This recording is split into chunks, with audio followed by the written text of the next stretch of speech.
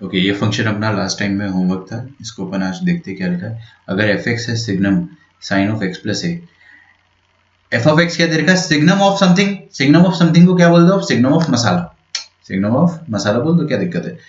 ये कंटिन्यूस है, सारे रियल नंबर के लिए ये कंटिन्यूस है ना। तो कंटिन्यूस कब हो सकता है, सिग्नम फंक्शन कंटिन्यूस तब हो सकता है जब उसके सामने या तो हमेशा पॉजिटिव चीज हो। अगर हमेशा पॉजिटिव चीज हो तो हमेशा आंसर बनाएगा।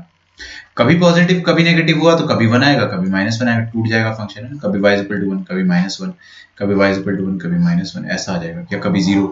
तो फंक्शन को टूटने से अगर बचाना है तो इसका मतलब इसके सामने वाली चीज या तो हमेशा पॉजिटिव हो, या तो हमेशा 0 हो, या तो हमेशा नेगेटिव हो। 3 कंडीशन, या मतलब और। तो और अपन ने तीनों कंडीशन में लगा दिया, बस इनको सॉल्व करना है।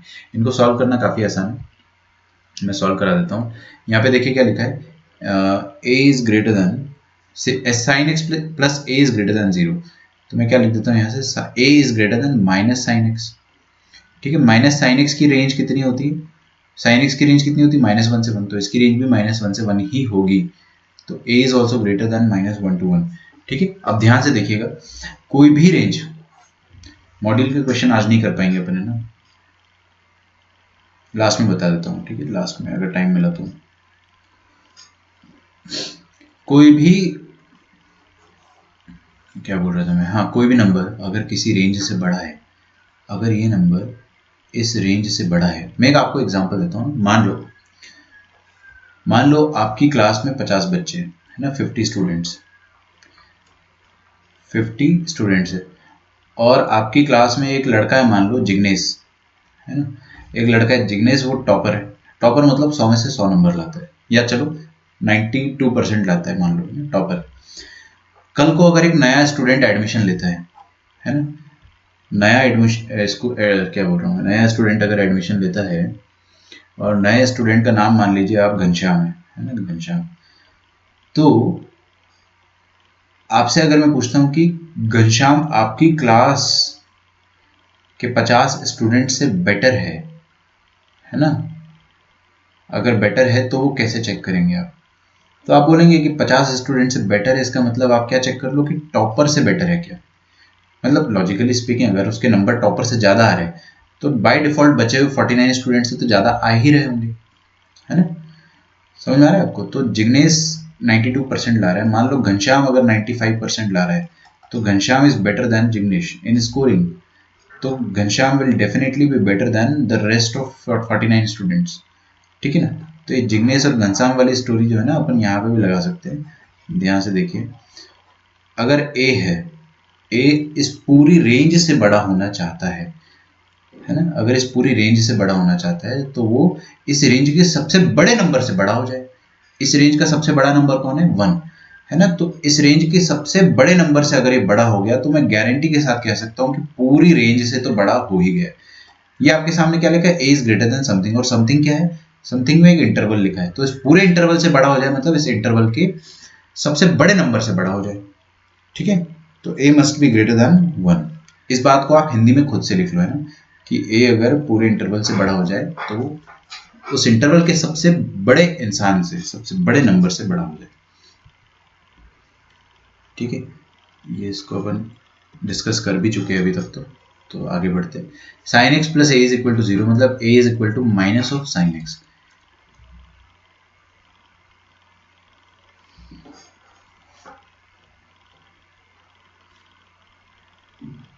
ठीक है,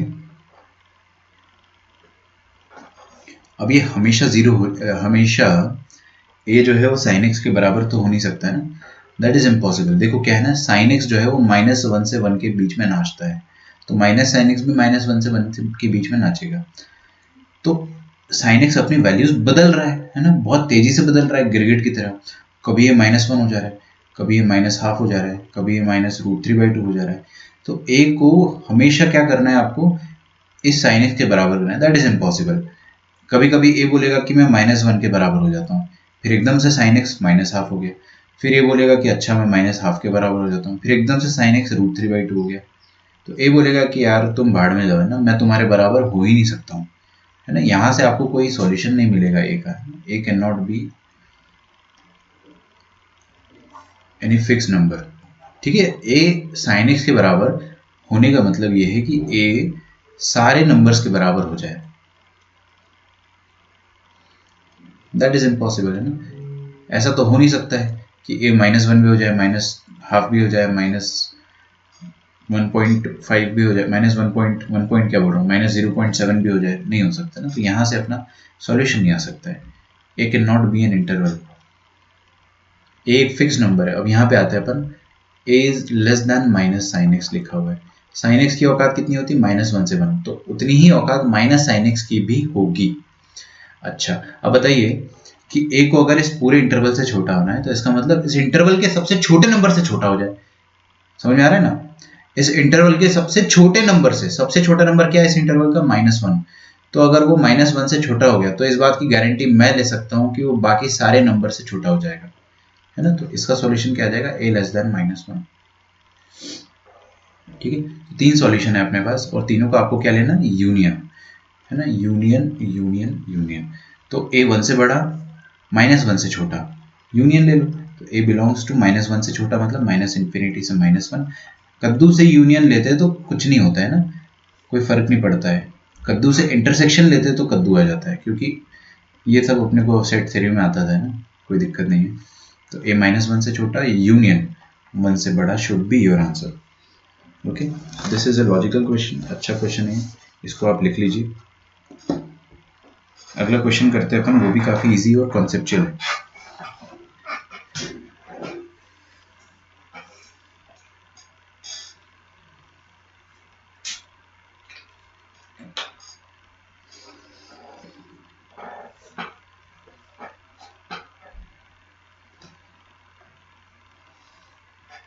this is the final answer. ठीक है, अब ये क्वेश्चन अगर अपने को आता है आईआईटी के एग्जाम में, तो देखिए हिंदुस्तान की 90% जनता कर देगी। जिन्होंने जेई की तैयारी करी ना, उनमें से 90% जनता ये क्वेश्चन तो सॉल्व कर ही देगी। तो आप कोशिश करो कि आप उन 90% में ही रहो हमेशा, है ना। अगला question,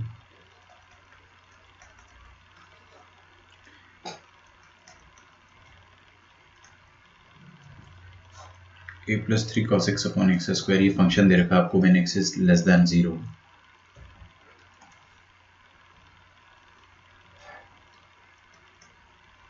b tan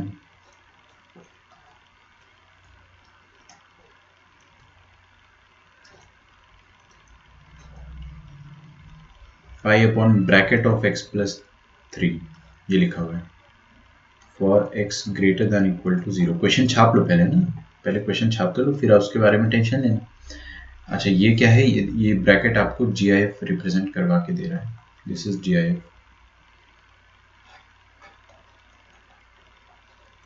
find A and B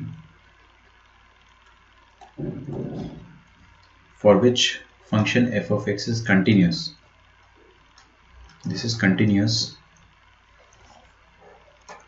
at x is equal to 0.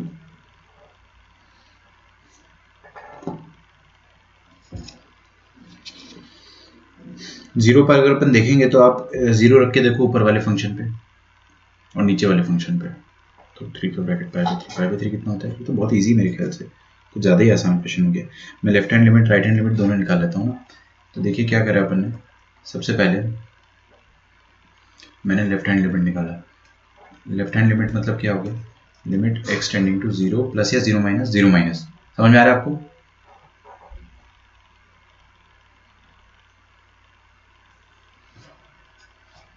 Okay, 0 minus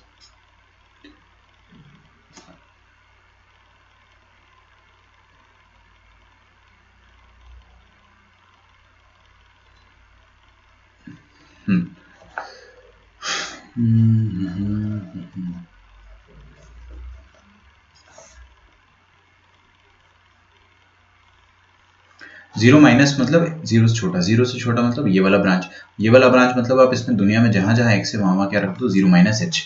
तो a plus 3 times cos of 0 minus h, cos minus theta तो कॉस थीटा ही होता है, तो उसके सामने फर्क नहीं पड़ेगा, माइनस h का whole square.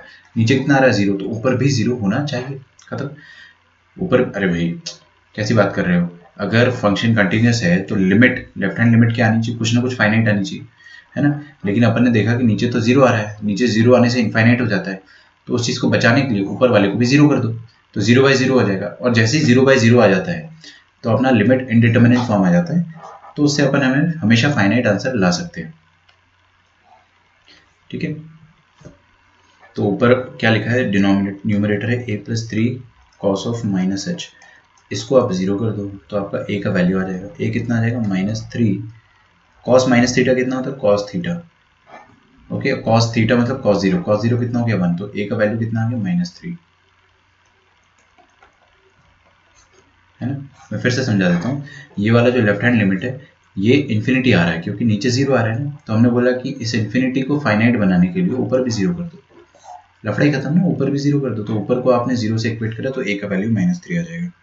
Okay, right hand limit देखते हैं। एल एच एस लिख दिया मैंने गलती से, एल एच एल आएगा। राइट हैंड लिमिट देखेंगे, limit extending to zero plus, zero plus में अपन ये आगे वाली ब्रांच में चले जाएंगे, बी tan ऑफ समथिंग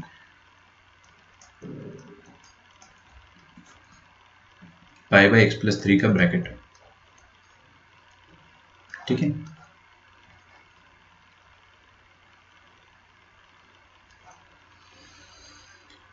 दुनिया में जहां जाए एक्स से वहां क्या डाल देंगे अपन? Zero plus H. तो tan of pi by zero plus H, H three plus H का ब्रैकेट। अच्छा, ये राइट हैंड लिमिट है, ये लेफ्ट हैंड लिमिट थी। अच्छा, अभी लेफ्ट हैंड लिमिट मैंने निकाली नहीं है। ओ हो, मैंने सिर्फ ए का वैल्यू निकाला है, एल एच एल तो मैंने निकाला ही नहीं। अब ए का वैल्यू ऊपर रख दो, ऊपर रख दो। ए का value minus three plus cos of minus H divided by H square.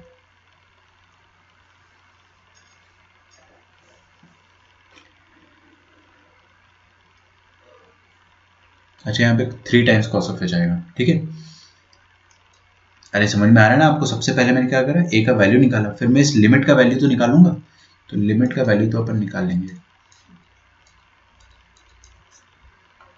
Three को कॉमन ले लो तो कितना आ जाएगा? ये कॉस माइनस एच को मैं क्या लिख दूंगा ना, कॉस एच ही लिख दूंगा। थ्री को कॉमन ले लेंगे तब कॉस एक्स या cos H minus one upon H square आ जाएगा, है ना। और ये चीज़ क्या होगी? हाफ या माइनस हाफ? माइनस हाफ, उल्टा लिखा है ना, ठीक है। स्टैंडर्ड लिमिट होता है, आप अपनी दीवार पे देख सकते हो हर कोई। This is standard limit. Minus three by two is left hand limit. अच्छा, राइट हैंड लिमिट कितनी आती है वो मैं भी चेक करता हूँ। अच्छा, थ्री प्लस एच कितना हो गया? 3.00001। 3.00001 का GIF कितना हो जाएगा? थ्री। तो tan pi by three, tan pi by three मतलब tan 60 डिग्री, tan 60 डिग्री मतलब रूट थ्री। तो ये राइट हैंड लिमिट कितनी आ जाएगी? Root three times B. Function continuous है तो LHL और RHL बराबर आने चाहिए, है ना। क्वेश्चन खत्म। LHL RHL को बराबर करके बी फॉर बॉम्बे का वैल्यू भी निकाल लेंगे। तो root three B is equal to minus three by two. तो यहाँ से आपका बी का वैल्यू आ जाएगा minus three by two root three. okay, that is minus root 3 by 2। लिख डालो इसको।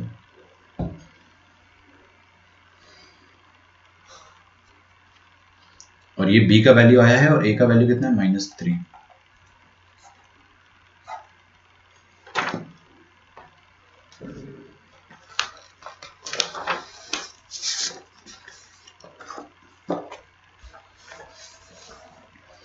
हाँ भाई आदित्य गुजर, गुड आफ्टरनून। दिखा मुझे आपका, लेकिन आपको समझ में तो कुछ नहीं आ रहा होगा क्योंकि आप बहुत दिनों बाद आए हो,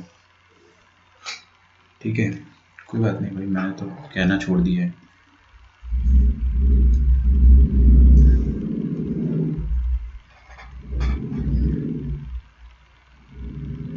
ये छाप लो पहले।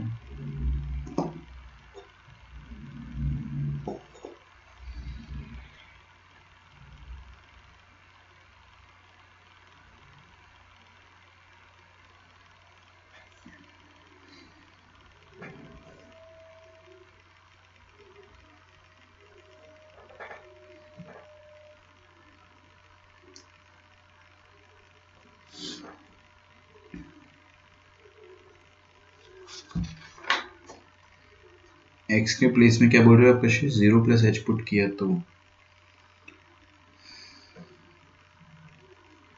कहाँ पर 3 लिखा हुआ है, 6 कहाँ से आ जाएगा? दोनों जगह देखते हैं। ऊपर तो कोई सवाल पैदा नहीं होता है, नीचे भी अगर आप देखते हैं, यहाँ पे अगर आपने 0 + h रखा तो h आएगा, h + 3 3 + h, सही तो है। ठीक है, चलिए आगे बढ़ते हैं।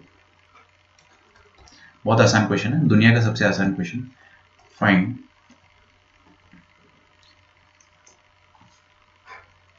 The number of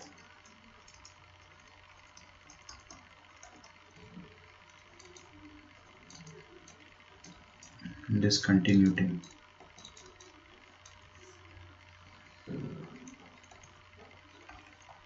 of f of x is equal to greatest integer function of x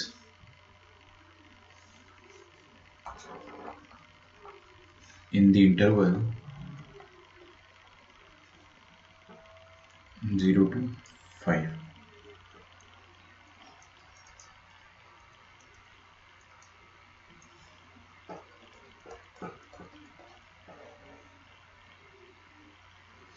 ठीक है, अच्छा ये वाला ग्राफ तो अपन बना सकते हैं आराम से, क्योंकि ये क्या है, ग्रेटेस्ट इंटीजर। जीआईएफ का ग्राफ आपको आता है बनाते हैं? देखते हैं, मैं तो बना सकता हूँ भाई, मेरे को तो आता है। तो जीआईएफ का ग्राफ कैसे बनाएंगे अपन? देखिए ये स्टेप अप फंक्शन होता है ना।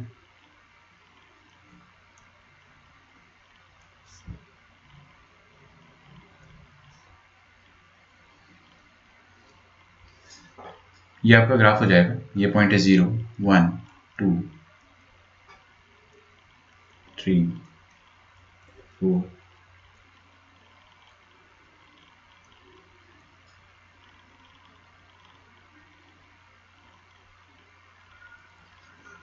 5।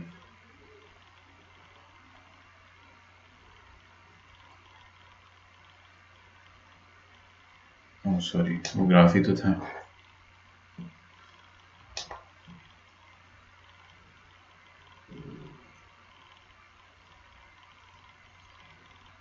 ओके,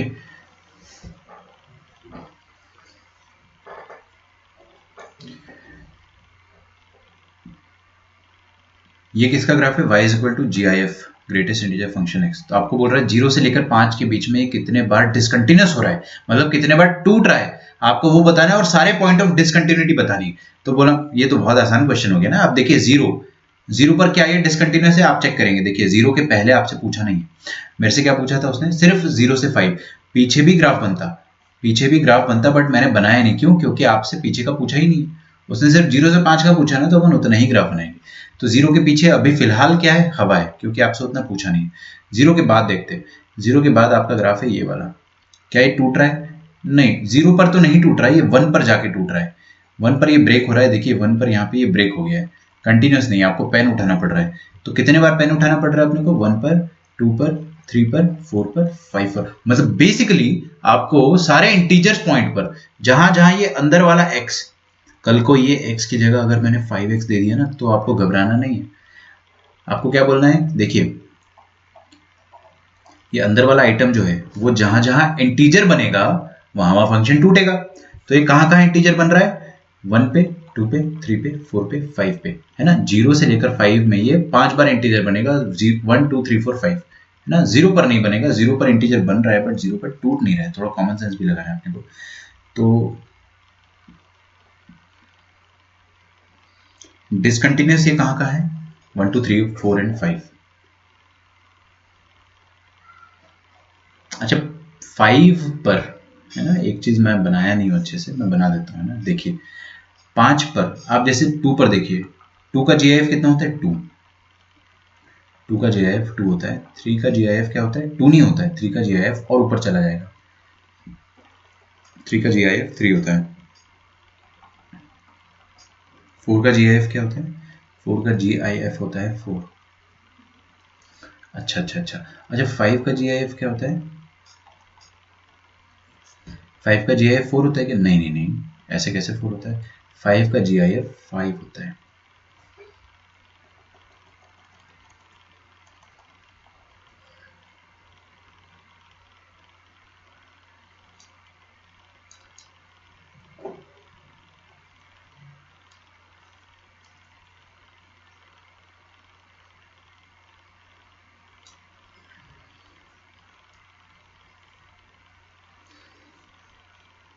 ओके, तो ये ऊपर एक डॉट और आएगा यहाँ पे, यहाँ पर आपका ग्राफ कंप्लीट हुआ है। तो आप चेक करो बेटा, देखो ध्यान से देखो, 1 पर ग्राफ टूटा, बिल्कुल टूटा। 2 पर ग्राफ टूट गया, हाँ टूटा है। 3 पर ग्राफ टूटा है, बिल्कुल टूटा है। देखिए ना 3 पर ग्राफ यहाँ पर ब्रेक हुआ है। ऐसे पहले आपका आपका ग्राफ जो है वो सीधा सीधा चल रहा था, फिर एकदम से उसने एकदम से ऊपर छलांग मारी है, तो बीच में ब्रेक हुआ है। तो कहाँ कहाँ ब्रेक हुआ है? 1 पर ब्रेक हुआ है, पहले ये नॉर्मल ऐसे नीचे चल रहा था, ऊपर चला गया छलांग मार के। 1 2 3 पर ब्रेक हुआ है, फिर 4 पर ब्रेक हुआ है, और 5 पर भी इसने छलांग मारी है। तो उसने 5 बार छलांग मारी है ना, तो पॉइंट्स ऑफ डिसकंटिन्यूटी कितने हो जाएंगे? 5। और कौन कौन हो जाएंगे? पॉइंट्स ऑफ डिसकंटिन्यूटी हो जाएगा x इज इक्वल टू 1 2 3 4 5। ठीक है, तो total 5 point of discontinuity.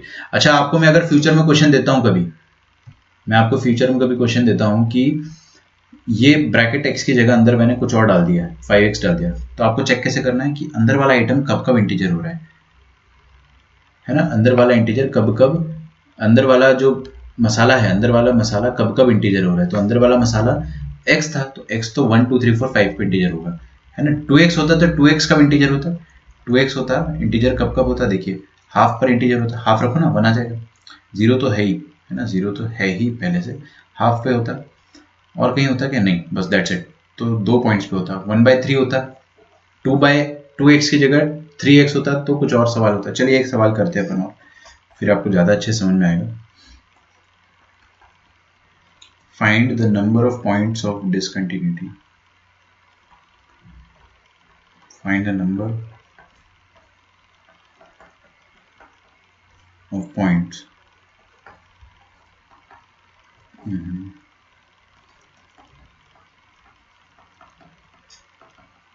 of discontinuity of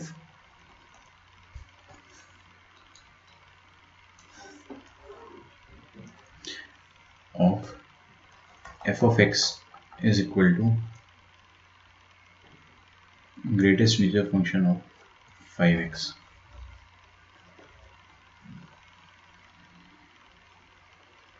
for all x belonging to 0 to 1।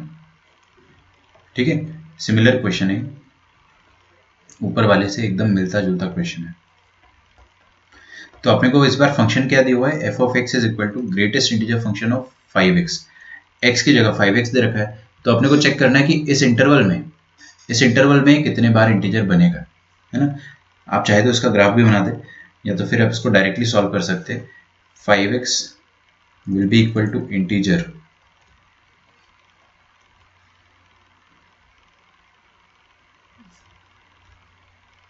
When x is equal to 0, है ना? पहला इंटीजर कब होगा? ये 0 पे। दूसरा कब होगा? 1/5 पे।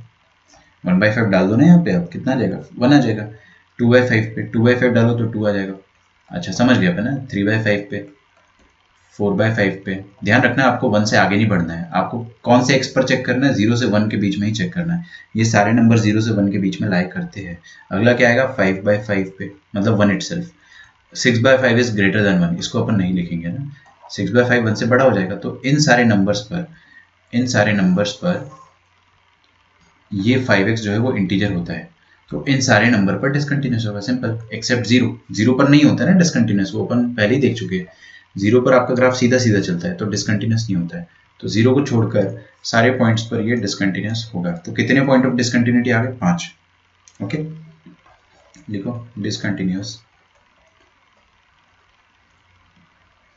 Eight x is equal to 1/5, 2/5, 3/5, 4/5, 5/5। अगर हमें इसका ग्राफ बनाना है तो ग्राफ भी बना सकते हैं। पहले आप यहाँ तक छापिए, मैं ग्राफ भी बना के दे देता हूँ भाई आपको। मतलब ये 1/5 पर छलांग मार रहा होगा। पहली छलांग 1/5 पे मारेगा, दूसरी छलांग 2/5 पे, तीसरी 3/5 पे, चौथी 4/5 पे, पांचवी छलांग 5/5 पे। जितनी छलांग उतने बार फंक्शन टूटा, जितने बार फंक्शन टूटा उतने पॉइंट्स ऑफ डिसकंटिन्यूटी। ठीक है, ग्राफ आप लोग खुद से बना सकते हो, सेम ग्राफ है। ऊपर वाला ग्राफ जो था ना, एकदम उसका ही सेम ग्राफ है, लेकिन वहां पर पहली छलांग 1 पर हो रही थी, यहां पर पहली छलांग 1/5 पर होगी। तो आपको ग्राफ वैसे ही बनाना है। तो देखिए मैं आपके लिए ग्राफ बना ही देता हूँ। तो ये रहा आपका 0, है ना, और ऐसा चलता है डार्क से लेके हॉलो। यहाँ पे छलांग, पहली छलांग कहाँ पर आएगी 1/5 पर, ये आ जाएगा। और दूसरी छलांग कहाँ पर आएगी 2/5 पे, तो ये पॉइंट आएगा 2/5। ऊपर छलांग मार ली इसने, फिर ये एक और छलांग मार ली इसने, तीसरी छलांग कहाँ पे आएगी 3/5 पे। ये हो गया आपका 3/5 पे, ये फोर्थ जंप। ठीक है, चौथी छलांग कहाँ पर आ गई होगी, sorry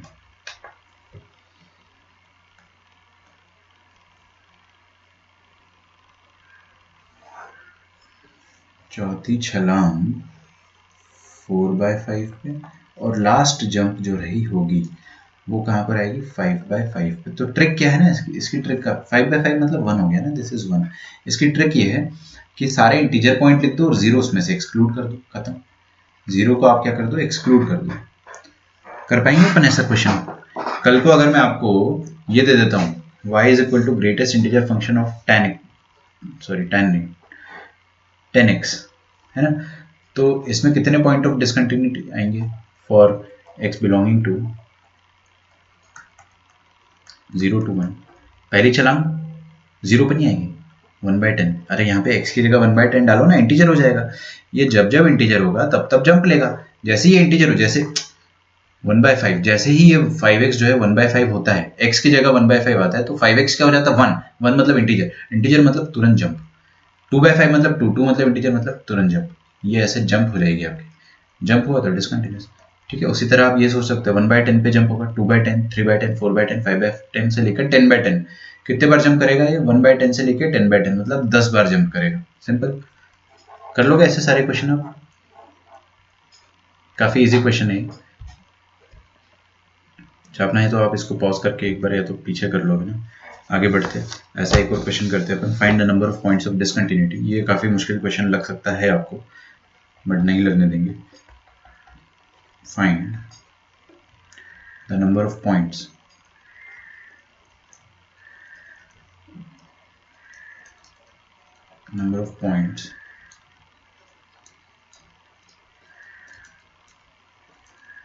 of discontinuity of f of x is equal to 5 sin x.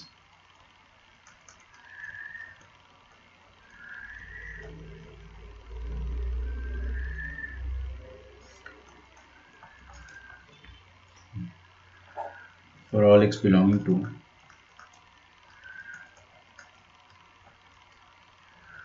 0 to pi। ठीक है,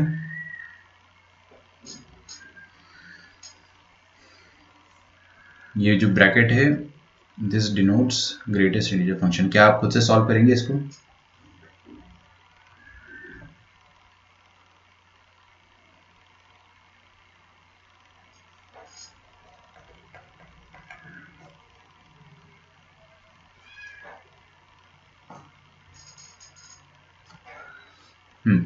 इसको खुद से सॉल्व कर सकते हैं अपन। देखो क्या करना है आपको, जो भी जीआईएफ के अंदर मसाला होता है, जीआईएफ के अंदर का मसाला जो होता है वो जब जब इंटीजर होगा, ये 5 sin x जब जब इंटीजर होगा तब तब जंप लगेगी, तब तक छलांग लगेगी, है ना। तो जितने बार ये 5 sin x इंटीजर बन सकता है उतनी बार छलांग लगेगी। तो सबसे पहले अपन क्या करेंगे, 5 sin x को एक बार एनालाइज करेंगे, है ना।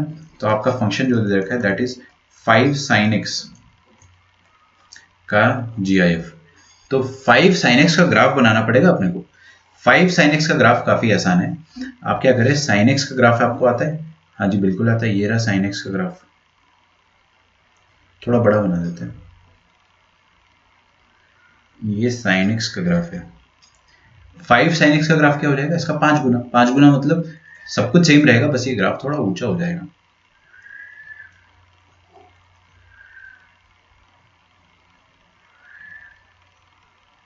ठीक है, ये ग्राफ थोड़ा ऊंचा हो जाएगा।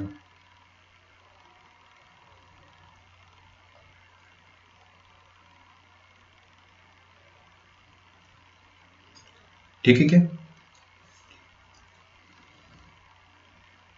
ये हो गया आपका y is equal to 5 sin x का ग्राफ, x y। अच्छा, ये साइन एक्स 0 कब होता था? सारे एन पाई पे, पाई, 2 पाई, 3 पाई, ठीक है, सब पे 0 हो गए, है ना, जस्ट लाइक फैजल। 0 पे, पाई पे, 2 पाई पे, 3 पाई पे, सारे एन पाई पे 0 होगा। ओके। अच्छा, इसकी रेंज क्या होती थी पहले? -1 से 1, अब कितनी हो जाएगी? -5 से 5।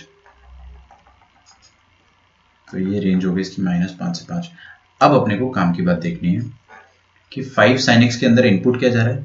0 से लेकर पाई, मतलब ये x के अंदर इनपुट क्या जा रहा है बच्चों? 0 से लेकर पाई, मतलब ये वाला इनपुट, दिस इनपुट, ठीक है। तो ये वाला इनपुट जा रहा है 0 से लेकर पाई। अच्छा, इस इनपुट के बीच में sin x कहाँ से कहाँ तक नाच रहा है? ये 0 से पाई, ये जो ब्लू वाला है ना, this is the input, both inclusive, तो 0 भी इंक्लूडेड और पाई भी इंक्लूडेड। इस इंटरवल में जो ग्राफ है वो कहाँ से कहाँ तक नाच ले रहा है? ये ग्राफ यहाँ से यहाँ तक डांस कर रहा है, ठीक है। अच्छा, तो डांस करते वक्त सबसे मिनिमम वैल्यू क्या आ रहा है फंक्शन का? 0। सबसे मैक्सिमम वैल्यू क्या आ रहा है फंक्शन का? 5। तो फंक्शन आपका कहाँ से कहाँ तक नाच लिया? 0 से लेकर 5 तक। 0 से लेकर 5 तक नाच लिया, यहाँ तक कोई डाउट? पक्का कोई डाउट नहीं है ना? आगे मत पूछना, बहुत मारूंगा मैं, यहाँ पे समझ लो। 5 sin x जो है 0 से पाई के बीच में कहाँ से कहाँ तक डांस कर रहा है? 0 से लेके 5 तक, ठीक है। इसका डांस करना मतलब रेंज, इसकी रेंज जो आ रही है, औकात जो आ रही है इसकी 0 से 5। अब ये क्या लिखा है? This is some quantity which is having its औकात एज 0 to 5, ठीक है, ये इसकी औकात है और उस औकात का जीआईएफ लेना है अपने को, ठीक है। अच्छा, तो मैंने आपको क्या क्या सिखाया है कि इसके अंदर जो आइटम होता है वो जब जब इंटीजर बनेगा तब तब आपका जीआईएफ जंप लेगा। तो 0 से 5 के बीच में कौन कौन से इंटीजर आ रहे हैं? कौन कौन से इंटीजर आ रहे हैं? 0 आ रहा है, 1 आ रहा है, 2 आ रहा है, 3 आ रहा है, 4, 5, 5 इंटीजर आ रहे हैं 0 से 5 के बीच में। तो इन पांचों इंटीजर पर ये क्या करेगा? जंप लेगा, है ना। As simple as that. मैंने आपको क्या सिखाया था कि जीआईएफ के अंदर का जो भी मसाला है वो जब जब इसके अंदर वाला मसाला इंटीजर बनेगा तब तब वो जंप लेगा। तो 5 sin x इंटीजर कितने बार बन सकता है? 5 बार। कौन कौन से इंटीजर बन सकता है वो? 0, 1, 2, 3, 4, 5, 4, 5 इंटीजर, 6 इंटीजर बन सकता है, 0 भी, बट अपन 0 को एक्सक्लूड करते हैं क्योंकि अपने दिल को पता है कि 0 पे कद्दू कुछ नहीं होता है ना। 0 पे क्या होता है? छल कपट होता है। 0 पर जंप नहीं होती, 0 पर जंप नहीं होती है, 1 पर जंप होती है, 2 पर, बट 0 को छोड़कर हर जगह जंप होती है। तो कितने पॉइंट ऑफ डिसकंटिन्यूटी आ जाएंगे आपके पास? 5। कौन कौन से? मैं आपको सिखा देता हूँ वो भी ना। पहली बार ये 1 कब बनेगा, है ना, वो अपने को लिखना है। तो साइन एक्स, देखो इधर 5 टाइम्स साइन एक्स, है ना, ये 1 कब बनेगा? ये 1 तब बनेगा जब साइन एक्स 1/5 बनेगा। समझ में आ रहा है? अच्छा, साइन एक्स अगर 1/5 है तो इसका मतलब एक्स क्या है?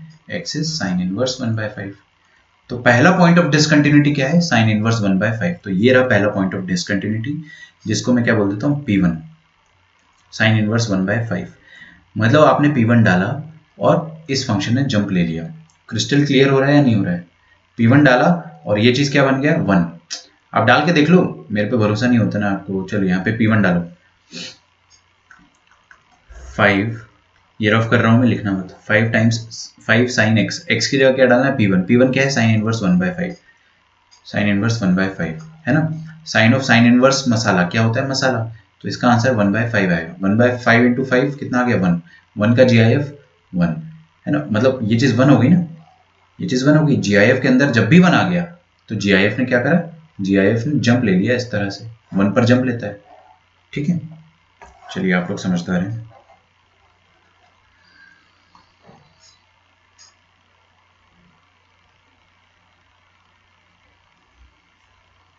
अब इसमें कैच क्या है? What is the catch?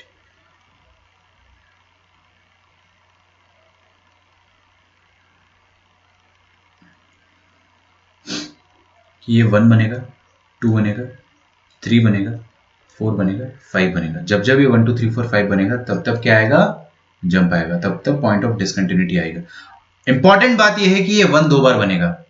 ये व्हाइट वाले ग्राफ को भूल जाओ। व्हाइट वाला ग्राफ गया तेल लेने, वो साइन एक्स का ग्राफ था ना।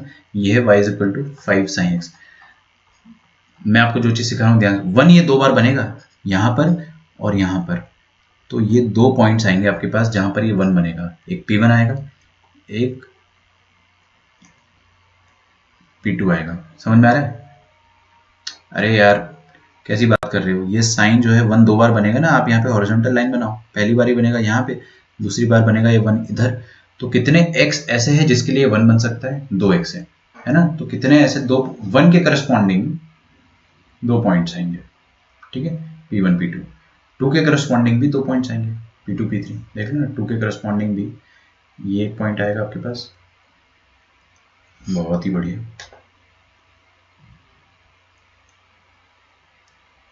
2 के करस्पॉन्डिंग भी एक और पॉइंट आएगा, 3 के करस्पॉन्डिंग कितने पॉइंट आएंगे, 2 और आएंगे, 4 के करस्पॉन्डिंग भी 2 पॉइंट्स आएंगे,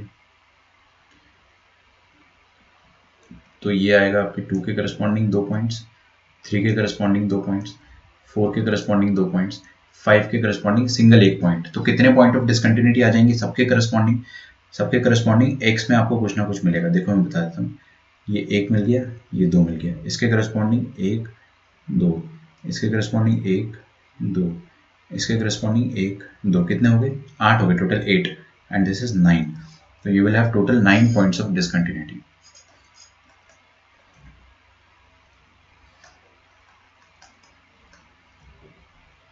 टोटल 9 पॉइंट्स ऑफ डिसकंटिन्यूटी, ठीक है। ये बहुत प्यारा क्वेश्चन है, इसको अपन लेवल 2 में रखेंगे, है ना, लेवल 2 के लेवल का क्वेश्चन है, मतलब जितने बार लिखो पहले इसको आप, है ना,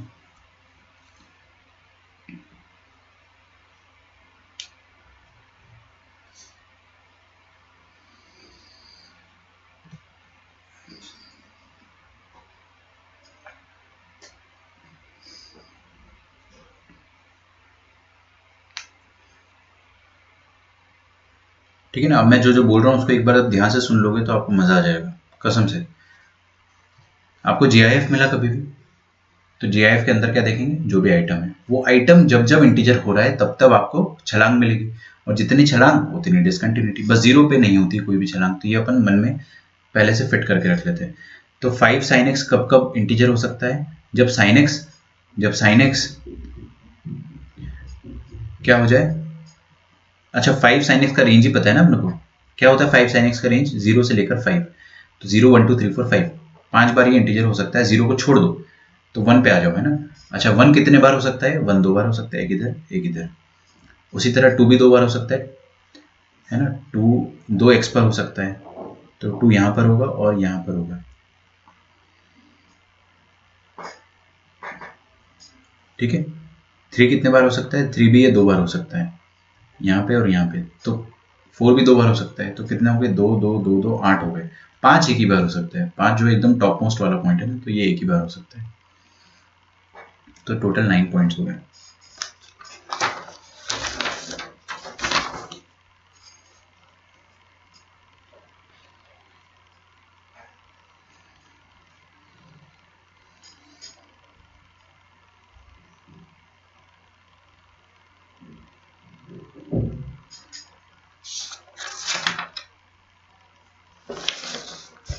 चलिए आगे बढ़ते हैं अपन।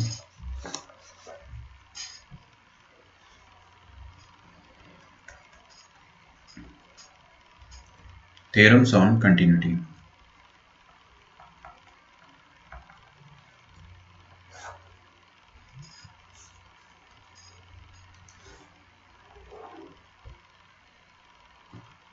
पहला थ्योरम देखते हैं अपन,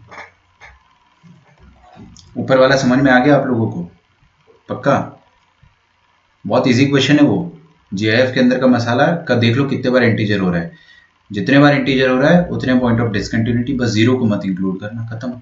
चाहे तो आप ये जो मैंने बात बोली है ना, जो बात टीचर बोलता है उसको जो अच्छे से हिंदी में लिख ले या अपने आप को समझा ले, है ना, बस वही टॉपर है।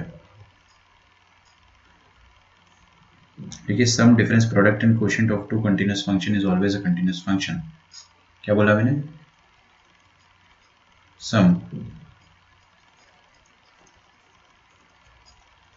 Difference product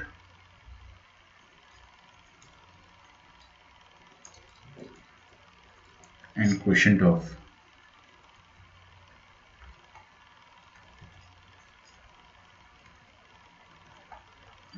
two continuous functions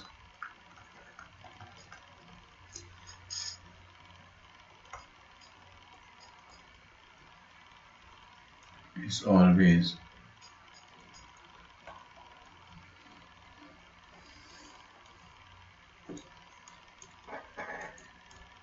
a continuous function।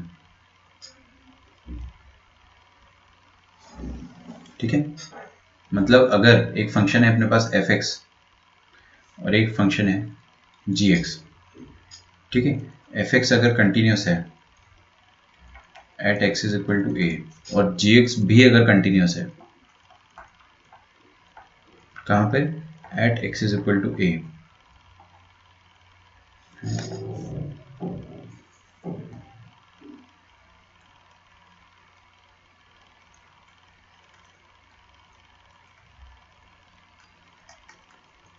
Then F X plus G X या F X minus G X ये भी कंटिन्यूस होगा at x is equal to A, और दोनों का प्रोडक्ट जो होगा वो भी कंटिन्यूस होगा at x is equal to, और दोनों का जो क्वोशिएंट होगा मतलब division that will also be continuous at x is equal to. Definitely जो जी एक्स है वो जीरो नहीं होना चाहिए ए पर, डिनोमिनेटर जीरो नहीं होना चाहिए, नहीं तो कोई बहुत पुरानी बात है obviously.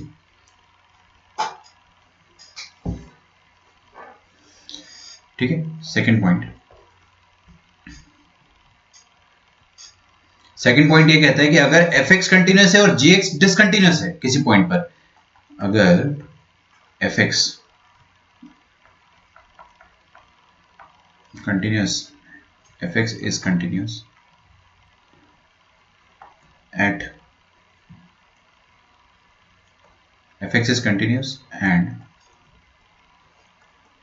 g of x is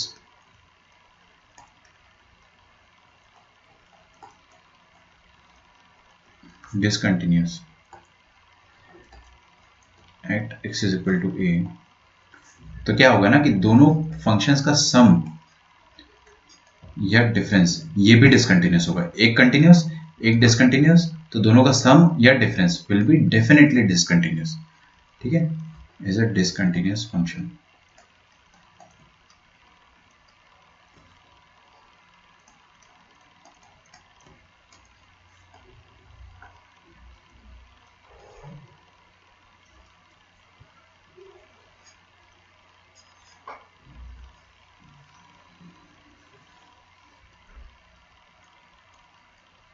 but product के बारे में अपन कुछ नहीं कह सकते। मान लो एक कंटिन्यूस है एक डिसकंटिन्यूस है, तो दोनों का प्रोडक्ट या दोनों का quotient we can not say anything about it, है ना।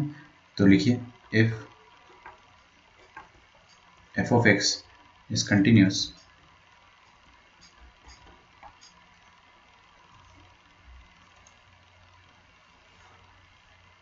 and g of x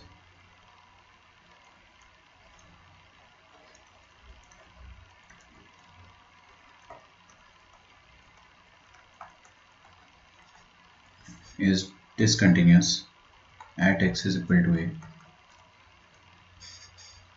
then the product function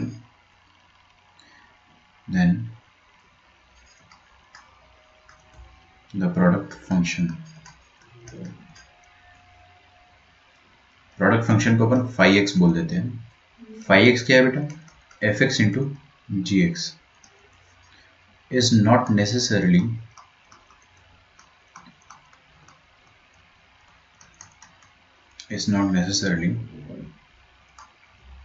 discontinuous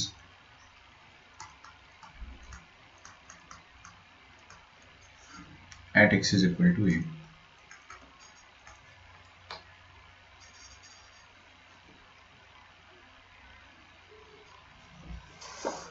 तो ये सारा ज्ञान आप लिख लो एक बार, फिर अपन आगे बढ़ते हैं।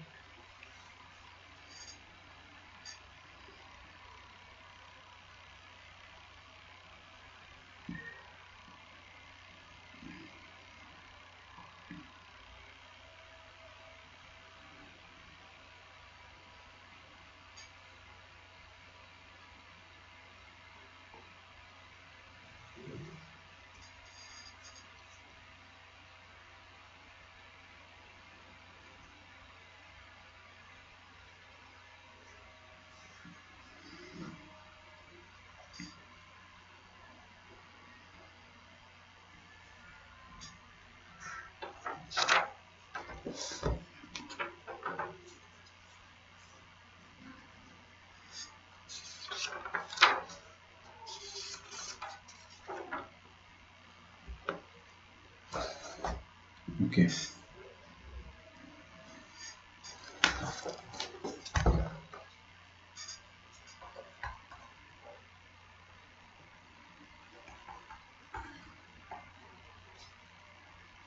चलिए क्वेश्चन करते हैं ना। एफ ऑफ एक्स आपको दे रखा है cos of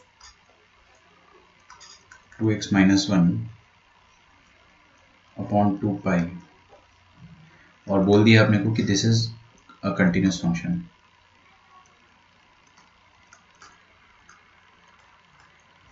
this is continuous, ऐसे लिखिए this is continuous at x is equal to 1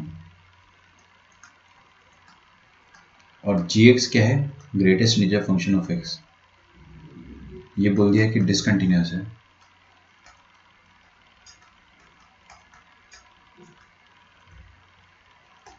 discontinuous at x is equal to 1। तो ये फंक्शन क्या है, 1 पे कंटिन्यूस और ये फंक्शन 1 पे डिसकंटिन्यूस है ना। तो अपन दोनों का प्रोडक्ट की बात करते हैं। देन चेक कंटिन्यूटी, या डायरेक्टली लिख देता हूँ मैं ना। चलिए देन चेक कंटिन्यूटी ऑफ दोनों का product at x is equal to 1। देखो क्या है ना कि एक कंटिन्यूस एक डिसकंटिन्यूस है, तो फील होता है कि दोनों का प्रोडक्ट डिसकंटिन्यूस होना चाहिए, है ना, बट ऐसा होता नहीं है। आप चेक करोगे तो कंटिन्यूस आ जाएगा। तो फटाफट चेक करते हैं अपन, एक काम करते हैं, दोनों का प्रोडक्ट लिखता हूँ मैं।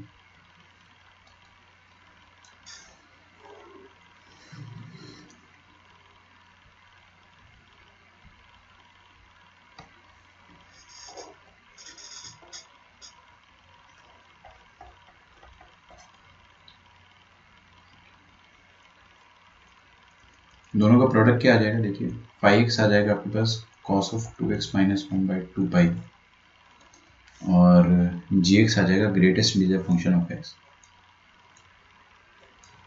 है ना। आपको क्या चेक करना है कि दोनों की कंटिन्यूटी चेक करना है at x is equal to 1। तो क्या करेंगे, limit x tending to 1 of 5x check करेंगे, ठीक है। ये अपने को चेक करना है। अब लिमिट निकालना है तो GIF आ गया। GIF में हमेशा मैं क्या प्रेफर करता हूँ, GIF फंक्शन, मॉडुलस फंक्शन या फ्रैक्शनल पार्ट ऑफ एक्स वाला फंक्शन, इन सब में मैं LHL RHL निकाल देता हूँ। तो LHL निकाल देते हैं पहले अपन। LHL क्या कहेगा, limit x tending to 1 minus, ये मिटा दो इसको, कोई जरूरत नहीं लिखने की, लिख भी लिया तो कुछ दिक्कत नहीं है, 5x, ठीक है। दुनिया में जहाँ जहाँ x है वहाँ क्या रखना है आपको, 1 माइनस एच, ठीक है। तो cos ऑफ 1 माइनस एच यहाँ पे रखेंगे, प्राइवेट 2 आ जाएगा। अच्छा तो 1 माइनस एच कितना आ जाएगा, 2 minus 2h minus 1, 2 minus 2h minus 1 ना, डायरेक्ट लिखूंगा, देखिए 2 माइनस 1 को 1 लिख देते हैं, तो 1 माइनस 2h डिवाइडेड बाई 2 और यहाँ पे क्या लिख देंगे अपन, 1 माइनस एच, ठीक है। ये हो गया लेफ्ट हैंड लिमिट और राइट हैंड लिमिट यहाँ पे निकाल लेता हूँ मैं।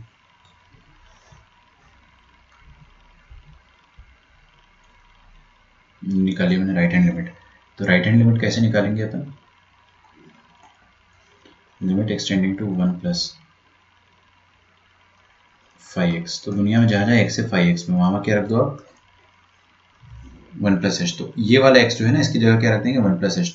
तो 2 प्लस 2h आ जाएगा, माइनस 1 तो 1 प्लस 2h आ जाएगा, 1 प्लस 2h बाई 2 टाइम्स पाई और GIF ऑफ 1 प्लस एच, ठीक है। चेक करते हैं भाई, तो डाल दो भाई, ये कितना आ गया, 1 माइनस एच मतलब 0.99, 0.99 का GIF कितना था, 0, 0 एग्जैक्ट 0, दिस इज एग्जैक्ट 0 है ना। तो एग्जैक्ट 0 इंटू आप कुछ भी कर दो, ये कद्दू आ जाए, मसाला आ जाए, कोई मतलब नहीं, है ना। इसका आंसर क्या आएगा, 0 आएगा। तो LHL कितना आ गया बच्चों, 0 आ गया। क्या RHL भी 0 आएगा, बिल्कुल बिल्कुल 0 आएगा। देखिए आप, है ना, करके देख लो।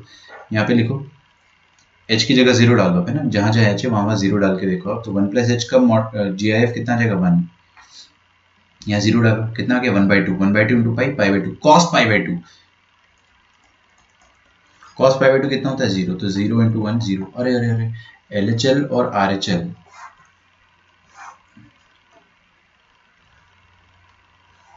LHL और RHL कितना आ गया, 0 आ गया।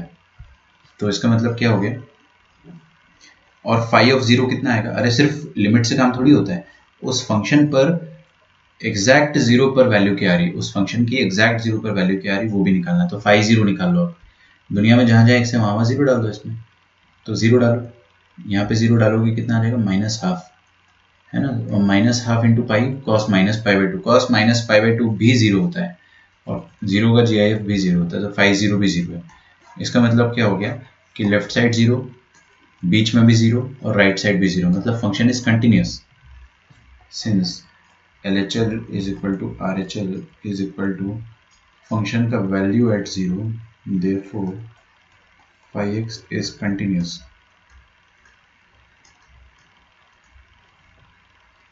Eight x is equal to 0।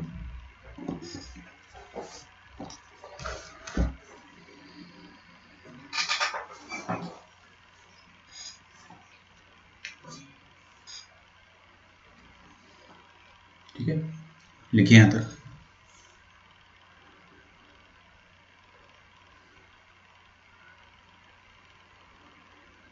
अच्छा, दोनों डिसकंटिन्यूस हुए तो फंक्शन f(x) और g(x) दोनों डिसकंटिन्यूस हुए अगर,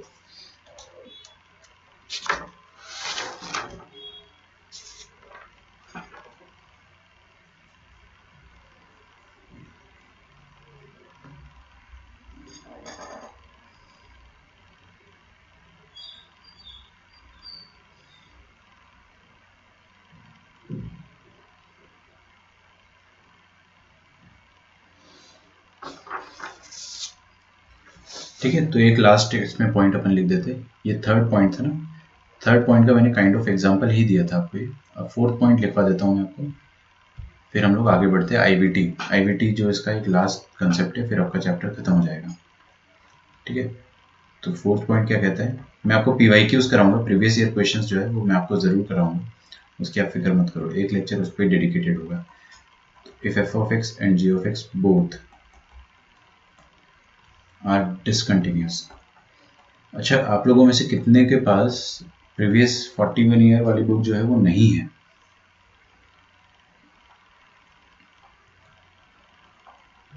discontinuous at x is equal to a, type करो एक बार कि सर बुक नहीं है, या बुक है तो भी टाइप कर लो, दोनों कमेंट्स में देख लेता हूँ। देखिए ये फंक्शन, देखो सुन लो, पहले टाइप तो कर ही देना।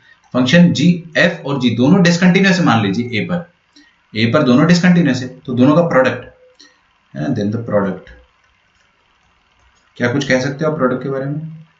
नहीं, product of function phi x is equal to f of x into g of x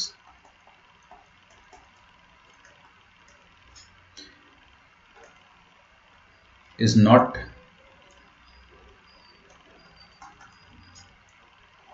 can be, लिखो एक काम करो, थोड़ा अंग्रेजी इसमें अपन चेंज करते हैं, मे और मे नॉट बी कंटिन्यूस, मे और मे नॉट बी कंटिन्यूस, मतलब ऐसा नहीं है कि दोनों डिसकंटिन्यूस है तो दोनों का प्रोडक्ट भी डिसकंटिन्यूस होगा, है ना।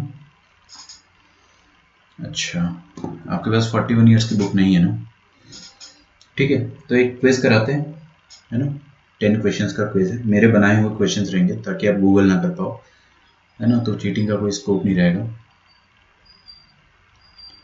10 क्वेश्चन का क्विज करते हैं, जो टॉप करेगा उसको मैं बुक गिफ्ट कर दूंगा, ठीक है। अब आप बोलोगे सर ये तो अनफेयर हो गया, एक ही बुक गिफ्ट करोगे, ठीक है, तो let us make it as top 5 कर देते हैं ना, लेकिन टॉप 5 ऐसा नहीं है कि ना 100 में से एक नंबर आ गए, 5 बच्चों के वो टॉपर्स हो गए, बाकी सबके नेगेटिव में आ रहे, वैसे टॉपर नहीं चलेंगे, तो उसका क्राइटेरिया मैं बना दूंगा, तो बाकी बच्चों को फिर खुद से खरीदना पड़ेगा, है ना, लेकिन मैं 5 बच्चों को तो दे ही दूंगा, तो आपके लिए भी एक मोटिवेशन हो जाएगा, और क्विज का टॉपिक मैं आपको पहले से दे दूंगा, है ना। एक के पास है बस, कशिश के पास है ना, सो सैड, कोई बात नहीं, अगर आप टॉप करते तो मैं आपको कुछ और बुक गिफ्ट कर दूंगा जो डेफिनेटली आपको काम आएगी। चलिए आगे बढ़ते हैं अपने ना, देखिए IVT, इंटरमीडिएट वैल्यू थ्योरम,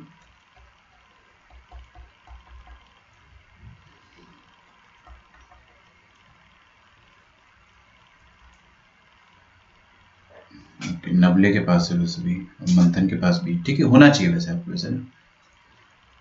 अगर आपको लगता है कि आप टॉप 5 में नहीं आ सकते तो ऑर्डर कर दो अभी से, ठीक है। बाकी तो मैं आपको कुछ दिनों तक तो पीडीएफ अच्छे से है ना, बहुत अच्छी क्वालिटी का पीडीएफ प्रोवाइड करके दूंगा ही, तो कुछ दिन चला लो, है ना। बाकी आपको टेस्ट में अगर अपने आप से उम्मीद है तो फाइट मारो टेस्ट में, मैं आपके एड्रेस पे पहुंचा दूंगा बुक, है ना, एकदम आपके एक्यूरेट एड्रेस पे, आपके घर के सामने। ओके, तो आईवीटी थ्योरम क्या कहता है, मैं आपको पहले हिंदी में समझाता हूँ फिर अंग्रेजी में समझा दूंगा। आईवीटी थ्योरम कहता है कि if we have a graph, एक फंक्शन है अपने पास जो कि कंटिन्यूस है ना, किस इंटरवल में, क्लोज इंटरवल ए बी, एक इंटरवल है अपने पास, मान लीजिए ए फॉर एप्पल है, ये बी फॉर बॉल है, इस इंटरवल में फंक्शन क्या है, कंटिन्यूस। कंटिन्यूस मतलब एक बार भी पेन नहीं उठानी पड़ेगी, ऐसा ऊटपटांग सा फंक्शन नहीं बनेगा, कंटिन्यूस रहेगा इस तरह से। और आपको ये भी कहा जा रहा है कि ए पर जो वैल्यू आ रही है एफ ए और बी पर जो वैल्यू आ रही है एफ बी, ये दोनों बराबर नहीं है, दे आर नॉट इक्वल। अगर इक्वल नहीं है तो दोनों में से कोई एक बड़ा होगा, दूसरा छोटा होगा, ये बात मानते हो। अगर एफ ऑफ ए और एफ ऑफ बी इक्वल नहीं है तो ए पर जो वैल्यू आ रही होगी और बी पर जो वैल्यू आ रही होगी उसमें से कोई एक वैल्यू तो बड़ी होगी ही होगी, है ना। तो आपका फंक्शन कंटिन्यूस भी है, कंटिन्यूस मतलब बिना पेन उठाए आपको इस डॉट से उस डॉट पे जाना है। मान लिया मैंने बी पर वैल्यू बढ़ी है, आप छोटी मान सकते हो, कोई दिक्कत नहीं है ना। तो बी पर वैल्यू बढ़ी तो आपको ए से बी पर जाना है। ग्राफ कैसा बनेगा, लगभग लगभग आप एक रफ ग्राफ बना सकते हो कि हाँ ए से बी बिना पेन उठाए जाना है, तो आप ऐसे ऐसे कुछ भी उठ पटांग से ग्राफ बना दो, this can be one of the graphs, right. Okay, अच्छा ए पर क्या वैल्यू आ रही है, एफ ऑफ ए, बी पर क्या वैल्यू आ रही है,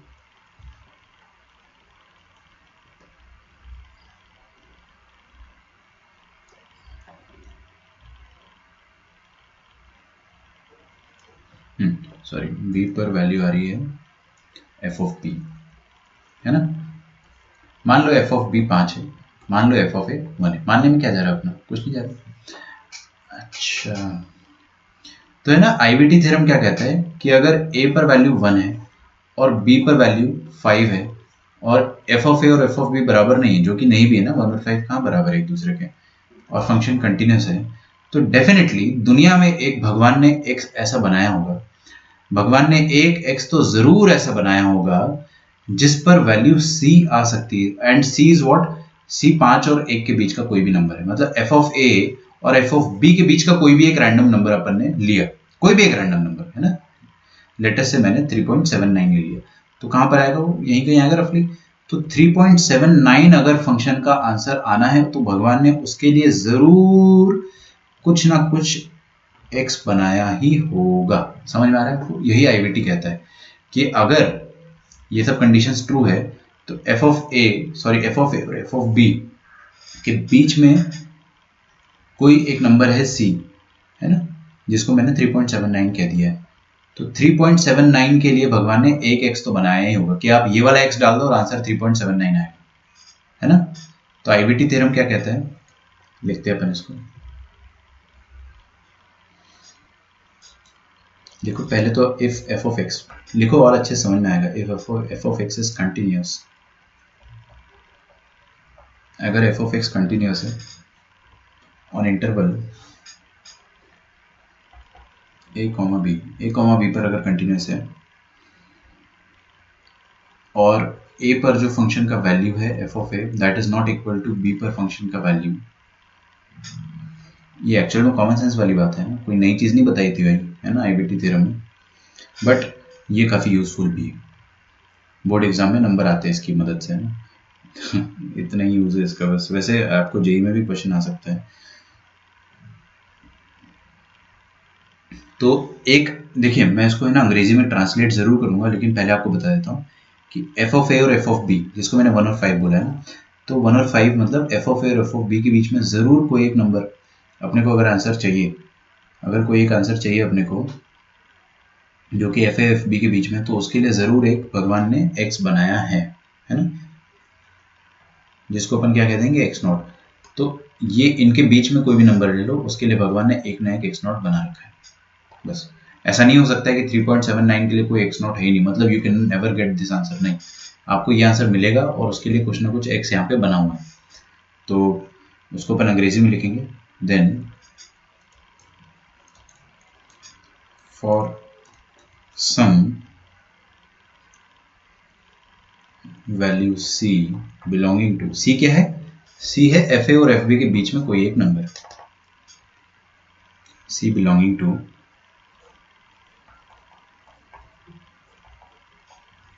fa एंड fb,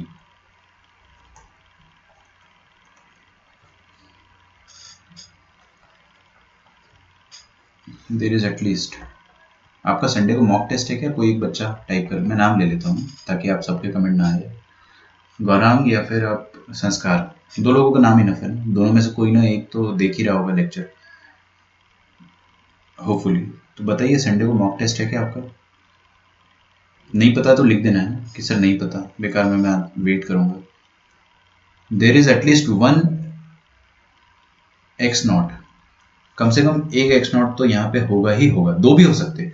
अगर आपका ग्राफ ऐसा हुआ आपका ग्राफ, तो 3.79 के लिए देखो ना, दो एक्स हो सकते हैं, ये वाला एक्स भी हो सकता है और ये वाला एक्स भी हो सकता है। Graph, everything depends on the graph. तो अगर ग्राफ वैसा हुआ तो देर is at least one X not, भगवान ने एक एक्स नॉट बनाया ही होगा। किस इंटरवल में? In X belonging to A comma B, नहीं है ना, ओके। अगर आपका मॉक नहीं है संडे को, तो सैटरडे को मैं क्या करूंगा ना, आपको एक छोटा सा क्विज रखूंगा। आपको पढ़ाई के लिए डीपीपी दी जा रही है ना, तो डीपीपी आपको कंप्लीट करनी होगी, और टॉपिक जो है वो मैं आपको अभी बताता हूँ लेक्चर के एंड में। For which F of X not is equal to C, ठीक है। एक एक्स नॉट तो होगा ही होगा जिसके लिए एफ ऑफ एक्स नॉट सी के बराबर हो जाए। ये 3.79 मत लिख देना, यहाँ पे सी लिखो, ठीक है। इसके बीच में सी है, इन दोनों के बीच में सी है, तो सी लाने के लिए एक एक्स यहाँ पे पैदा हो चुका है।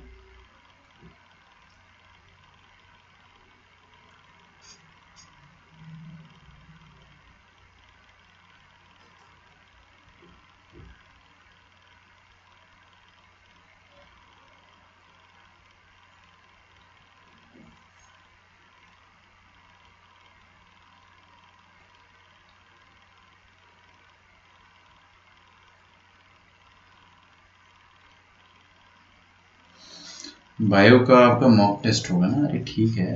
आपका क्विज कितना होगा? 30 मिनट्स का क्विज होगा, 10 क्वेश्चंस, जस्ट 10 क्वेश्चंस, ठीक है। +3 -1, जिसके 30 मार्क्स आ गए उसको बुक मिल जाएगी। तो I will make a criteria, मैं क्राइटेरिया बना दूंगा कि इससे कम पे तो नहीं मिलेगी किताब, और वो रियलिस्टिक होगा, टेस्ट भी आसान होगा, आपको बस रिवाइज करना है, ठीक है। कुछ बच्चे तो सोच रहे होंगे कोई बात नहीं, बुक के बिना जी लेंगे, अभी से ऐसे ही सोच रहे होंगे।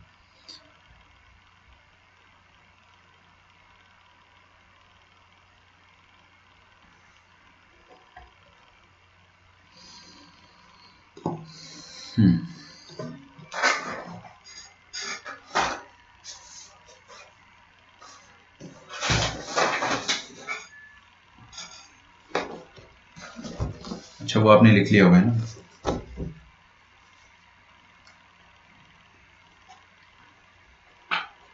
लिखो, let f of x be continuous function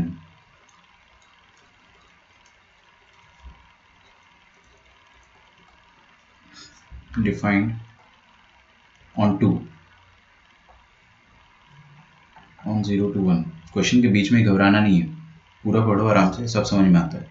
on 2 मतलब क्या होता है? रेंज कोडोमेन बराबर ना हो, मतलब कोडोमेन से कुछ भी खाली ना छूट जाए, वरना इंटू हो जाता है ना। बस ये डेफिनेशंस आपको बार बार अपने आप से रिवाइज करते जानी है।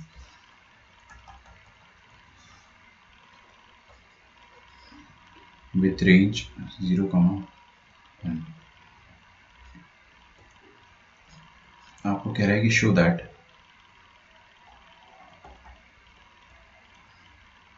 there is some c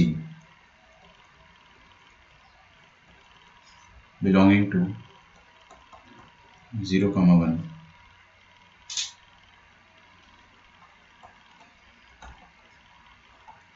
such that F of C is equal to 1 minus C, है ना। ये क्वेश्चन है आपका।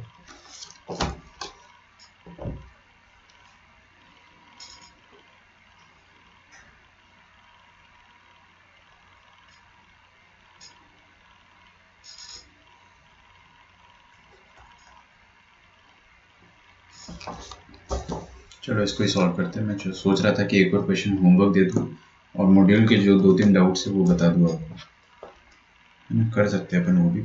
इसको ट्राई करो आप लोग क्वेश्चन को। एक लेक्चर और लेना ही पड़ेगा ना, तो मैं इसको वैसे भी आज फिनिश नहीं कर सकता हूँ, तो एक और लेक्चर अपन इसमें लेंगे, ठीक है, कोई दिक्कत नहीं है। कल अपना फाइनल लेक्चर होगा और मॉड्यूल का डिस्कशन भी अपन कल ही करेंगे।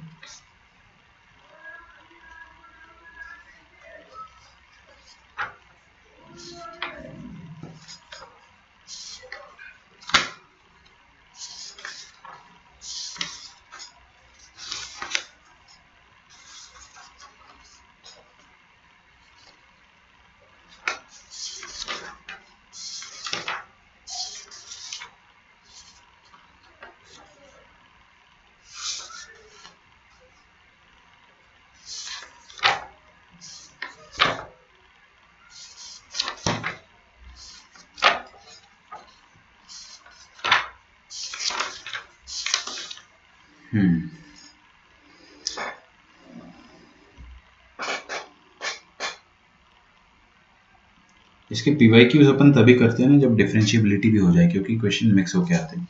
मैं एक्चुअली वही देख रहा था ना कि प्रीवियस ईयर के क्वेश्चन में क्या पूछता है वो, तो उसमें मिक्स्ड क्वेश्चन है, तो अपन वेट करेंगे थोड़ा सा। पढ़ते हैं इसको। Let f of x be a continuous function defined on to 0 to 1। Okay,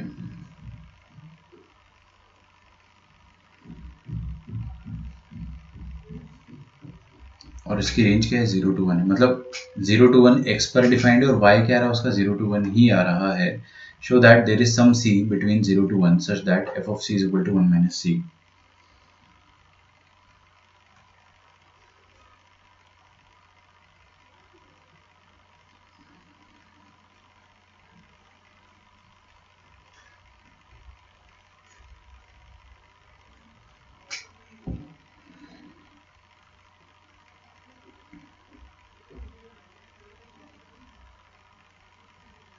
अच्छा, एक और प्रॉपर्टी मैं आपको बताता हूँ ना, मैंने आपको क्वाड्रेटिक इक्वेशंस में पढ़ाया होगा। आप चाहे तो यहाँ पे भी ग्राफ बना सकते हो उसका, है ना।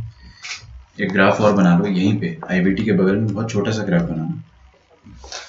आपको मैंने क्या पढ़ाया था क्वाड्रेटिक में, आपको सबको याद आ जाएगा, आपको सबको याद आ जाएगा, देखिएगा ध्यान से। अगर मान लो हमारे पास एक फंक्शन है जो कि नेगेटिव है ना, किसी पॉइंट पर नेगेटिव है, किसी पॉइंट ए पर नेगेटिव है, और कोई एक पॉइंट है ऐसा बी, एक पॉइंट ऐसा बी जहां पर वो क्या है, पॉजिटिव है, तो वो नेगेटिव से पॉजिटिव ट्रैवल करने के लिए उसको एक ना एक बार एक्स एक्सिस को कट करना ही पड़ेगा, है ना। और अगर उसको एक्स एक्सिस को कट करने से बचना है तो उसको डिसकंटिन्यूस होना पड़ेगा। ऐसे यहाँ से वो छलांग मार ले, ये कंटिन्यूस हो गया ना, एक्स को कट करना ही नहीं पड़ा, बट आपको कंडीशन दी है कि फंक्शन तो कंटिन्यूस है। फंक्शन कंटिन्यूस है तो उसको नीचे से ऊपर जाना है, तो उसको एक्स एक्सिस को कम से कम एक ना एक बार कट करना ही पड़ेगा। ये अपने क्वाड्रेटिक में भी पढ़ा था, है ना। लोकेशन ऑफ रूट टाइप 4 या टाइप 3, मेरे को याद नहीं मैंने किस टाइप में आपको लिखवाया होगा, आगे पीछे हो गया होगा, बट इसमें अपन ने क्या पढ़ा था कि अगर a पर वैल्यू नेगेटिव है और b पर वैल्यू पॉजिटिव है, इसका मतलब a और b के बीच में डेफिनेटली एक ना एक बार तो वो कट करके ही निकला होगा, है ना। तो इस क्वाड्रेटिक का एक रूट तो डेफिनेटली a और b के बीच में होगा ही होगा। ये बात आपको समझ में आती है ना। इसका मतलब आप क्या कह सकते हो कि अगर f of a into F of B negative आ जाए, मतलब देखिए ना, f ऑफ a क्या है, ये वाला आंसर, ये आंसर क्या है, नेगेटिव, और f ऑफ b क्या है, ये वाला आंसर, ये क्या है, पॉजिटिव। दोनों का प्रोडक्ट क्या आएगा, नेगेटिव आएगा। दोनों का प्रोडक्ट नेगेटिव आने का मतलब क्या है कि एक वैल्यू नेगेटिव रही होगी, एक वैल्यू पॉजिटिव रही होगी, और उन दोनों के बीच में एक ना एक बार जीरो आएगा ही आएगा, झक मार के आएगा भाई। जब एक वैल्यू नेगेटिव है, एक वैल्यू पॉजिटिव है, तो बीच में एक ना एक बार जीरो रहा ही होगा। मैं वाई की बात कर रहा हूं, है ना। एक बार वाई नेगेटिव आ रहा है, एक बार वाई पॉजिटिव आ रहा है, तो एक बार वाई जरूर जीरो हो रहा होगा। कहां पर? ए और बी के बीच में, है ना। तो वाई कहां पर जीरो होगा? कोई ऐसा एक्स होगा जो कि ए और बी के बीच में होगा। मान लो A1 है और B2 है, तो एक ना एक रूप तो 1 और 2 के बीच में हो गया होगा। हो सकता है 1.5 हो सकता है 1.6 हो, बट 1 और 2 के बीच में होगा ही होगा। ठीक है, तो इसका इनवर्स, या इसका इनवर्स बोल रहा हूं मैं, इसका कन्वर्स अपन पढ़ते हैं। अगर कोई फंक्शन में f of a into F of B negative है, कोई फंक्शन में अगर f of a into F of B negative है, इसका मतलब हम ये जरूर कह सकते हैं कि a और b के बीच में एक ना एक बार वो फंक्शन जीरो हुआ होगा। क्योंकि भाई अगर वो function,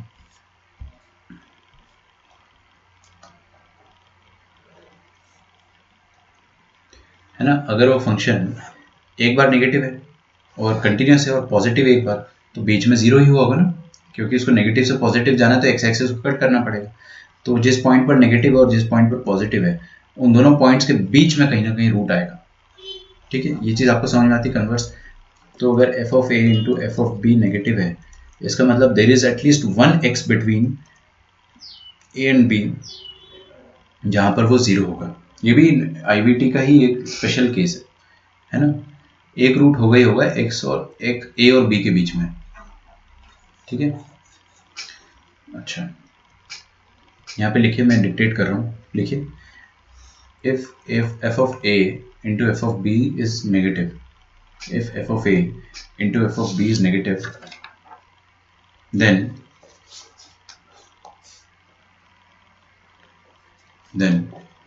f of x definitely has a root between a and b.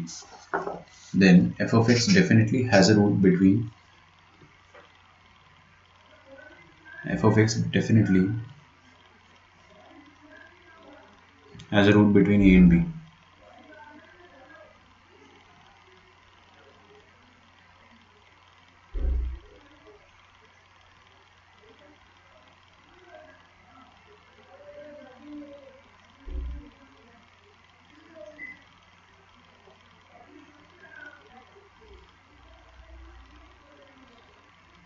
ठीक है,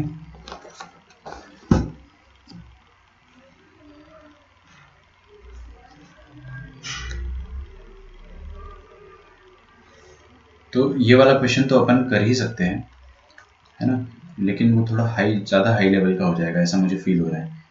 तो उसको करने से पहले एक और क्वेश्चन करते हैं अपन, है ना, फिर आज का लेक्चर खत्म कर देते हैं। वो वाला आप होमवर्क कर लोगे, ये वाला आपको समझ में आना ज़रूरी है, वो ज़्यादा हाईफाई हो जाएगा वरना। सो prove that the function f of x is equal to a under root x minus 1 plus b under root 2x minus 1 minus under root 2x square minus 3x plus 1.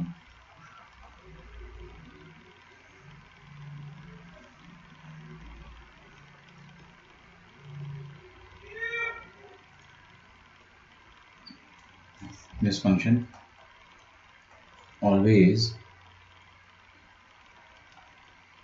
has a root in 1 to 5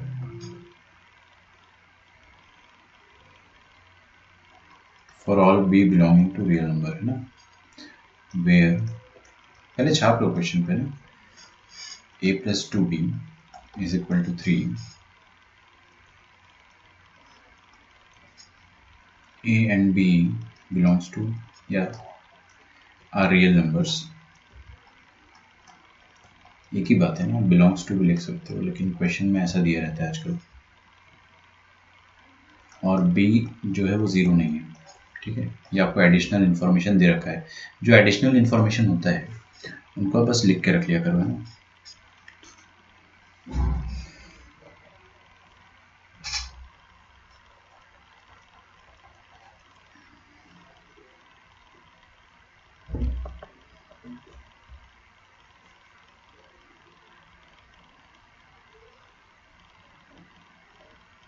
तो आपके पास जो function है वो क्या है, ये function है। आपको क्या बोल रहा है, प्रूफ कर दो कि इसका एक रूट है 1 और 5 में। देखिए ना, मैं आपको बहुत ही आसान भाषा में समझा दूंगा, बड़े आराम से समझ में आ जाएगा आपको कि अगर 1 और 5 में रूट है, देखो ये आपका एक्स एक्सिस है, 1 और 5 के बीच में अगर रूट है एक बार, तो आप ये प्रूव कर दो कि f of 1 into F of 5 है ना, जस्ट प्रूव दैट, या ऐसा लिखिए इफ वी प्रूव दैट, अगर अपन ने ये प्रूव कर दिया, if we somehow prove that f of 1 into F of 5 है ना इज नेगेटिव, मतलब f of 1 into F of 5 negative है, मतलब हो सकता है एक पर वैल्यू नेगेटिव आ रही हो और एक पर पॉजिटिव आ रही हो, तो बीच में कहीं ना कहीं रूट होगा ही होगा। तो हेंस प्रूव्ड हो जाएगा कि हाँ, अगर ये दोनों का प्रोडक्ट 1, अपन इसमें ऊपर फंक्शन में 1 डालेंगे, 5 भी डालेंगे, अगर दोनों का आंसर नेगेटिव आ जाता है तो 1 और 5 के बीच में रूट होगा। ठीक है, ये भी हो सकता है ना कि 1 पर पॉजिटिव हो और f5 पर नेगेटिव हो, एनीथिंग इज पॉसिबल, बट दोनों का प्रोडक्ट, जो भी वैल्यू 1 पर है और जो भी वैल्यू 5 पर है, दोनों का प्रोडक्ट नेगेटिव हो गया, मतलब एक पॉजिटिव एक नेगेटिव, कोई भी हो सकता है पॉजिटिव, कोई भी हो सकता है नेगेटिव। तो बस अगर अपन ने ये प्रूफ कर लिया कि f of 1 into F of 5 negative है, then f of x will definitely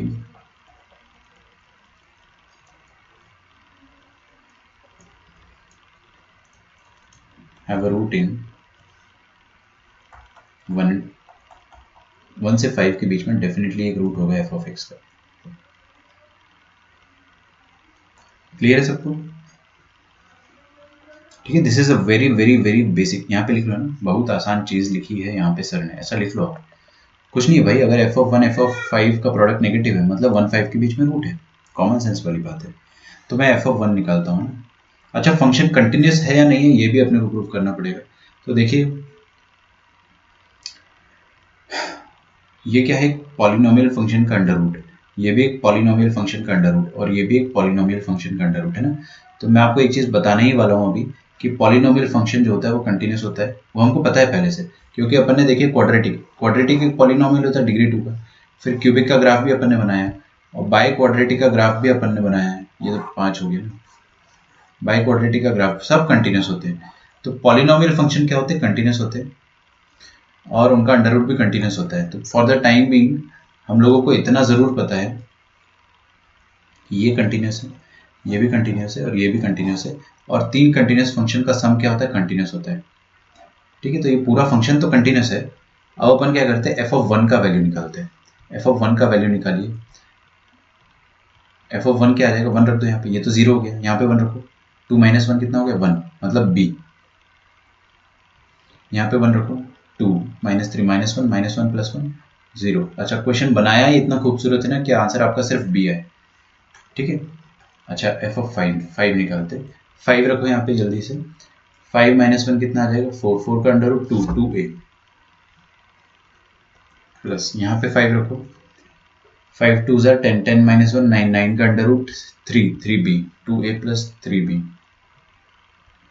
और यहाँ पे 5 रखो, 25 2 ज़ा 50, यहाँ पे 5 रखो 15, तो 50 माइनस 15 इज 35 प्लस 1 36, 36 का अंडर रूट कितना आ जाएगा, 36 का अंडर रूट आ जाएगा 6, 2a प्लस 3b माइनस 6।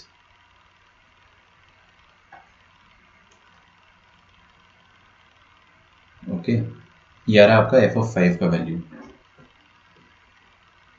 तो अपने को ये प्रूव करना है कि if we somehow prove that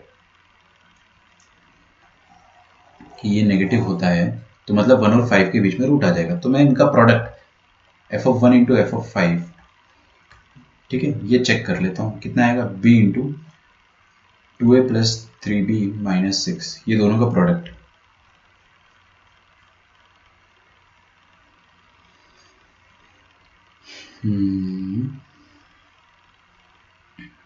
देखते हैं 2a प्लस 3b,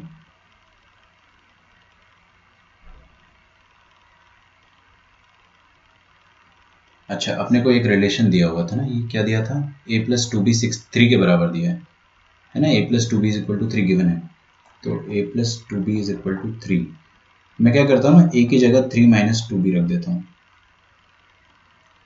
अरे ये गिवन है ना, a की जगह डाल के सब कुछ b में आ जाएगा ना, सब कुछ b में आ जाएगा, ज़्यादा आसान हो जाएगा फिर जज करना। और ये अपने को ऐसी थोड़ी ना दे रखा है केले का छिलका है, केले का छिलका नहीं है, इस पर आपको पैर रखना है, तो ये इंपॉर्टेंट डेटा है। तो 2a की जगह आप क्या रख देंगे, 2 × 3 - 2b + 3b - 6, है ना, a की जगह मैंने ये रख दिया है। तो 2 × 3 = 6 - 4b, ये आ गया। ठीक है, ये 6 कैंसिल हो गया, -4b + 3b कितना आ गया, -b। तो b × -b कितना आ जाएगा, -b²।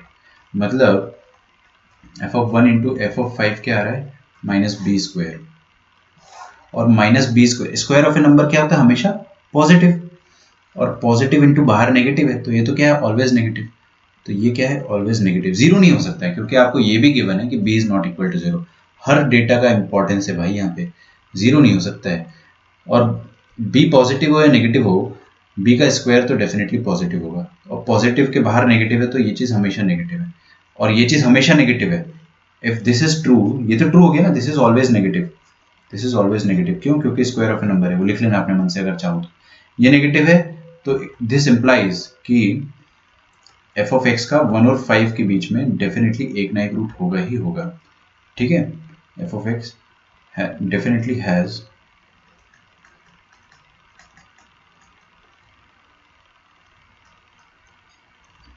One root in x belonging to 1 to 5, है ना। ये समझ में आ रहा है आपको, क्योंकि मैं आपको सिखा चुका हूँ 1 और 5 पर जो वैल्यू आ रही है वो नेगेटिव आ रही, तो हो सकता है कि 1 पर या 5 पर किसी एक जगह पॉजिटिव हो और किसी एक जगह नेगेटिव हो, और फंक्शन तो कंटिन्यूस है। ठीक है, तो एक जगह पॉजिटिव एक जगह नेगेटिव, तो बीच में कहीं ना कहीं जीरो हो ही रहा होगा, मजबूरी में ही होना पड़ेगा उसको जीरो। तो 1 और 5 के बीच में कहीं ना कहीं रूट आएगा ही आएगा, तो f(x) का 1 और 5 के बीच में रूट आएगा ही आएगा, वो अपन ने प्रूफ कर दिया है। ठीक है, वही आपको प्रूफ करना था,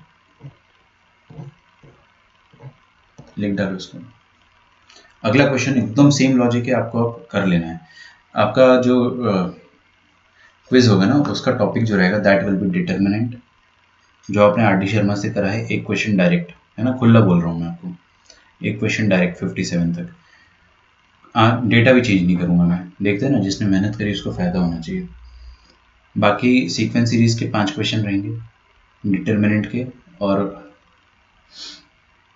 क्वाड्रेटिक नहीं। चलिए let's keep it easy, sequence series और डिटर्मिनेंट, 2 चैप्टर। तो डिटर्मिनेंट भी अपन ने आर डी शर्मा सॉल्व किया है 57 तक, उसके डाउट्स मैं आपको डिस्कस करवा दूंगा एक दिन।